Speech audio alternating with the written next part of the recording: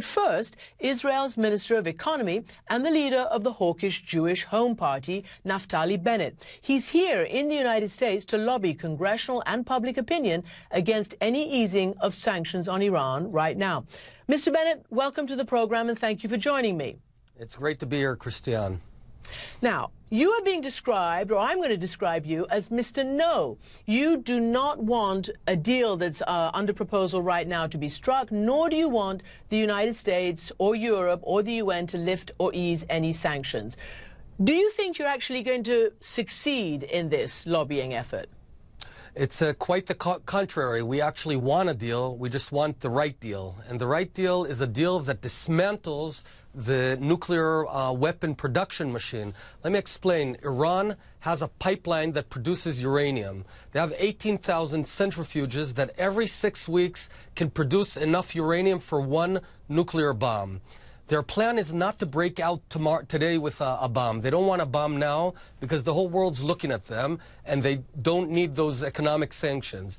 Their actual plan is to retain the machine, ease the sanctions, and wait perhaps 6 months, 12 months, 18 months until the world's distracted with one thing or another, and then within 6 weeks break out. So a good deal is a deal, Christine, that dismantles their entire pipe. A bad deal is one that just turns off the faucet temporarily, but leaves that machine in their hands, and then we know for sure that at a later date they'll break out. Mm-hmm. Do you think that Secretary Kerry is an honest broker, and are you prepared, as it looks like Prime Minister Netanyahu is, I mean, really sort of moving the fight against the Obama administration to a very stressed out degree? I mean, really creating a fight with your strongest ally?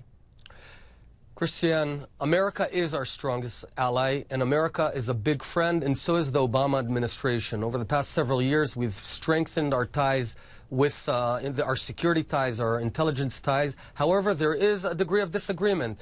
We agree to the objective, which is preventing Iran from acquiring nuclear weapons. There is a degree of where we don't really agree on how you get to that. Now, we feel that Iran right now is on the ropes. They have to be presented with an either-or situation. Either you retain your nuclear program or you have an economy. You can't have it both ways. We feel right now that a third way will allow Iran to wiggle out of those sanctions, ease the sanctions, keep the machine, and wait for an opportune moment. And I want to point out, right now are fateful days. If 5 years from now or 10 years from now, a nuclear suitcase blows up in New York, it'll be traced down to these very fateful days. Because if Iran does acquire a nuclear weapon, so will Saudi Arabia, so will Syria and Libya.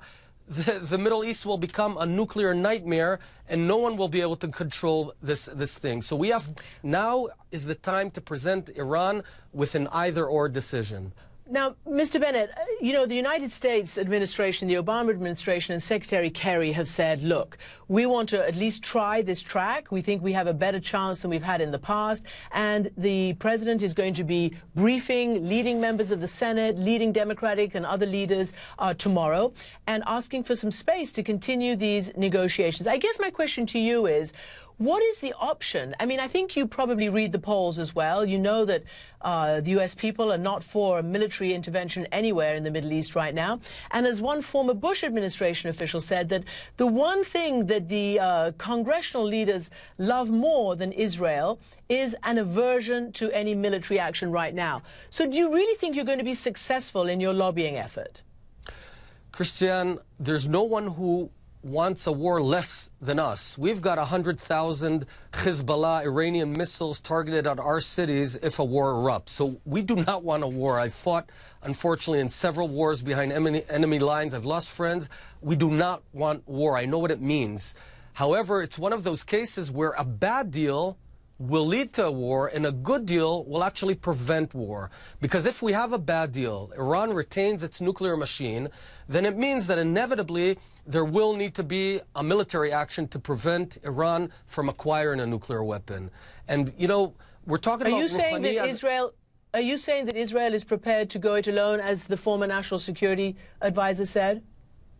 Look, Israel in the past, when faced with a rogue nation acquiring a nuclear weapon in 1981, we attacked Iraq, the Iraq nuclear core, and we destroyed it. Without doing that, Saddam Hussein would have become a nuclear power. And in 2007, Israel allegedly attacked Bashar al-Assad's nuclear core.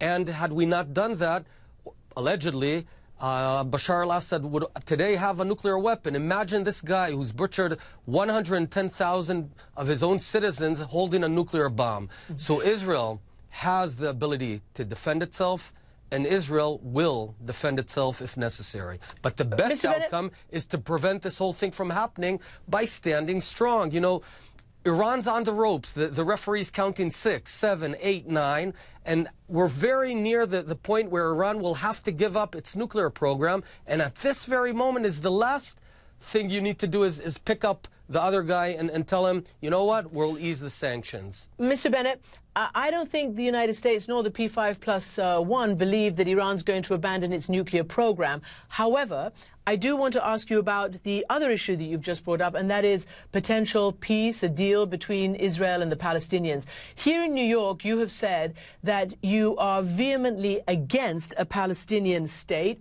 and previously you've said that you don't believe there ever will be one. Do you really believe that? I mean, you're part of a government that is committed to negotiating such a thing. Well, I think that what we need to do with the Palestinians, and because we are neighbors, is build it bottom up. We need to invest in the economy. We need to invest in more joint businesses.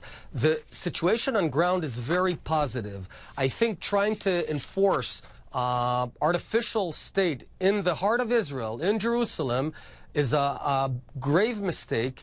And just consider one point. Right now, Abu Mazen only represents about 40% of the Palestinians. There's a whole nother terror state in Gaza belonging to the Hamas. Let's assume what won't happen, that we sign a deal with Abu Mazen. Do the 1.5 million Arabs in Gaza also have to comply?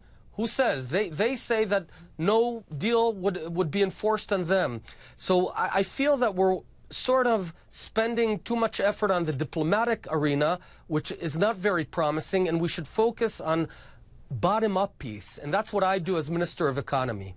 You have lashed out against the Israeli negotiator Tzipi Livni, and again you have said that you don't ever think a peace deal will happen. But I wonder whether you think it was wise of your colleague, the housing minister, to announce this massive new building in the occupied West Bank. Even the Prime Minister didn't know about it and was pretty angry about it. Well, first of all, Christiane, you talk about occupied. I just want to point out one thing. No, let me just ask the question, please. No, but since you say the term occupied, I have to point out, I'm holding a coin it's an international from term. Jerusalem. It's an international term, in Hebrew, Mr. Bennett. I know, and I don't accept it, because this coin, which says in Hebrew, freedom of Zion, was used by Jews 2,000 years ago in the state of Israel in what you call occupied. One cannot occupy his own home. Now, to your question, you know, Israel, beyond the Green Line, there's 700,000 Israelis. There's vast cities, and they need to live. And we've always said that we will continue to serve this population. However, the building of communities there is not a hindrance to peace. You know, only 7% of the entire West Bank or Judea and Samaria is built today. 93% is open, so no one's stopping peace. If the Palestinians want peace, they have to do one simple thing: recognize Israel as the Jewish homeland. That's all. But if they don't do that, if they don't recognize Israel as the Jewish homeland, they can't expect peace. Naftali Bennett, thank you for joining me. Thank you very much, Christiane.